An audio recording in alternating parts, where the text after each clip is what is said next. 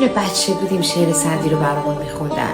بنی آدم اعضای یک پیکرن که در آفرینش ز یک گوهرن، چو عضوی به درد آورد روزگار دیگر عضوها را نماند قرار. ما که بزرگ شدیم دیدیم اون مدلیان نیست، ولی چی نگفتیم. اما یکی جواب خوبی داده به این شعر. میگه بنی آدم اعضای یک پیکرن، اگر سعدی اینها ز یک دیگرن، چو عضوی به درد آمده پس چرا دیگر عضوها بر سرش میپرن؟ چرا داس بر ریشه‌اش میزنن، به پشت سرش از چه با خنجرن؟ چرا بر سرش ای کلاه مینهند و از سر دوباره کلاه میبرن؟ چه مضحک شود سعدیا پیکری که اندام آن یکدیگر میدرند.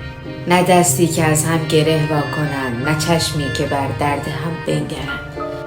نه در ملک عقلند نه در راه قلب، مرید شکم عبد پای